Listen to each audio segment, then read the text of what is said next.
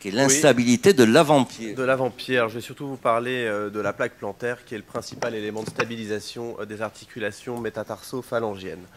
Donc, la plaque plantaire, il s'agit d'un véritable berceau d'appui et de roulement de la tête métatarsienne lors de la phase antérieure du pas.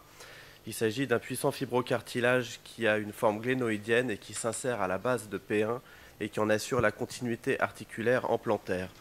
Elles sont renforcées et solidarisées les unes aux autres par le puissant ligament métatarsien transverse profond et les fibres distales de l'aponévrose plantaire s'y insèrent également. Cliniquement, il y a différentes formes d'atteinte. Il y a la forme traumatique qui est rare sur un mécanisme de dorsiflexion excessive, voire une luxation métatarso-phalangienne dorsale. Dans ce cas-là, c'est entre guillemets une urgence thérapeutique. Le tableau est suite d'une atteinte traumatique classique, œdème, possibilité d'hémarthrose.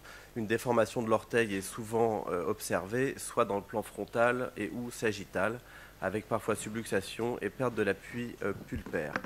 La mobilisation articulaire est douloureuse et le signe de Lachman est quasiment irréalisable du fait de la douleur qu'il engendre. Les formes les plus classiques sont les formes subaiguës ou secondaires liées à des microtraumatismes sur une architecture osseuse du pied anormale avec des hyperappuis. Et ceci est dominé par le syndrome du deuxième rayon où on observe une synovite métatarso-phalangienne, une déformation possible comme dans la phase aiguë de l'orteil. Le signe de Lachman sera recherché systématiquement, on le verra dans la diapositive suivante, et sera possiblement douloureux. On recherchera des signes d'hyperappui antérieur associés, comme des métatarsalgies, dans le cas d'une insuffisance du premier rayon, ou sans insuffisance de ce dernier. La ténovie des fléchisseurs est fréquente, il passe juste à la portion plantaire de cette plaque plantaire, et on a souvent des bursites inter- ou sous-capitaux métatarsiennes associées. On a également les formes anciennes où la plaque plantaire est complètement rompue depuis longtemps et la métatarso-phalangienne est rompue et réductible. Donc si on peut lancer la vidéo, on va voir le signe de Lachman qui consiste à prendre la première phalange et à réaliser un tiroir de plantaire en dorsale. Là, la patiente était douloureuse. C'est un stade 2, puisque dans la classification de Thompson et Hamilton, il n'y a pas de laxité dans le stade 1. Dans le stade 2, il y a une subluxation possible, alors que dans le stade 3, la subluxation est présente ou luxation présente mais réductible. Dans le stade 4, la luxation, elle, est complètement irréductible.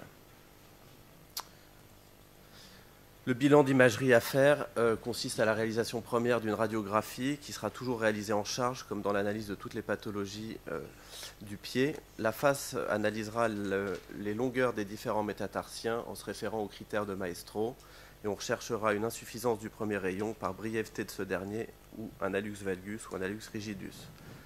Le cliché de profil analysera la pente métatarsienne et le cliché de Walter Müller ou Gunz permettra de déceler un avant-pied rond avec des hyperappuis sous les têtes métatarsiennes. L'examen de référence aujourd'hui est l'échographie qui doit être faite par un échographe compétent qui a l'habitude de cette pathologie.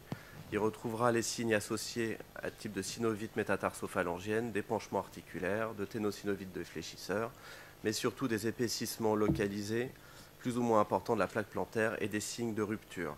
L'IRM montre également des belles images, mais ne paraît pas indiquer du fait du coût de l'examen et de la bonne sensibilité de l'échographie dans des mains expertes. L'arthroscanner n'a plus de place selon moi aujourd'hui. En ce qui concerne le traitement, il faut toujours débuter par un traitement médical, sauf dans les formes traumatiques, évidemment.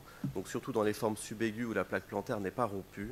On commencera par la réalisation d'une orthèse plantaire, qui est la chose la plus importante, qui permettra de restituer un appui déficient sous le premier métatarsien avec un appui antécapital M1, auquel on ajoutera un appui rétrocapital derrière les hyperappuis sous les têtes métatarsiennes concernées. Le chaussage doit aussi être adapté en évitant toutes les chaussures qui entraînent un hyperappui antérieur avec un mauvais soutien de voûte et une boîte antérieure étroite et triangulaire.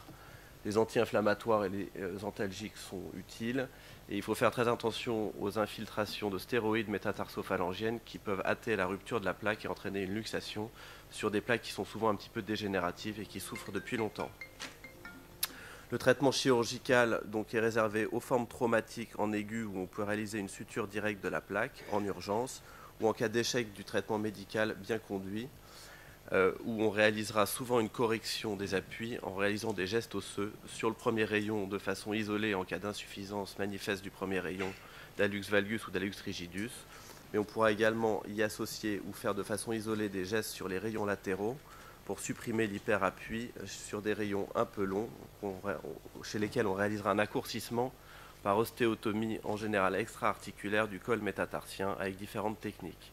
Des arthroplasties métatarsophalangiennes sont aussi réalisables dans le cadre des luxations irréductibles et anciennes.